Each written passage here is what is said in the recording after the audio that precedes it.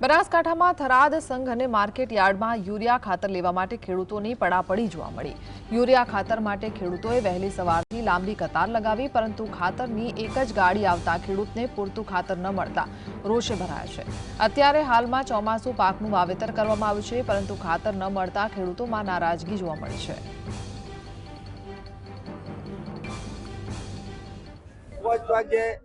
સવારના વહેલા નૈણા ચા પાણી નાસ્તો કશું કરવાનું લોગમ બેઠા નથી અનાજ ખાતો અને ખાતર બેઠા 2 બોરીએ ખાતર મળતો નથી। તો એટલો અમારી વિનંતી કરો ખેડૂતોને, આટલી ભલામણ રાખો।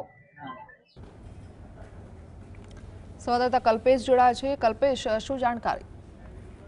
જી ચોક્કસ એને જણાવ્યું કે બનાસકાંઠા જિલ્લાના જે સરહદી વિસ્તાર હોય છે ત્યાં વિસ્તાર અભણ હોવાના ખેડૂતોના એના કારણે વેપારીઓ પૂરો ખેડૂતોનો લાભ ઉઠાવતા હોય છે। તેના કારણે જ્યારે પણ સિઝન આવતી હોય છે, રવિ સિઝન આવતી હોય, ચોમાસુ સિઝન આવતી હોય, ત્યારે ઉનાળુ સિઝન પણ જ્યારે પિયતનો સમય આવે ત્યારે ખેડૂતોને પૂરતો યુરિયા ખાતર નથી મળતો હોતો અને ખેડૂતોને વારંવાર ધક્કા ખાવા પડતા હોય છે। અને જો કે પ્રાઇવેટમાં જ્યારે ખેડૂતો યુરિયા લેવા જાય છે ત્યારે પણ કંઈક ને કંઈક ખેડૂતો હાથે છેતરપિંડી થતી હોય છે અને જે નેનો યુરિયા હોય તે આપતા હોય છે। આજે ખાસ કરીને વાત કરવામાં આવે ત્યારે ચોમાસુ સિઝન ચાલી રહી છે, તે સમયે ખેડૂતોને પૂરતો યુરિયા ના મળતા ખેડૂતો વહેલા સવારથી 4 વાગે પડાપડી કરી હતી।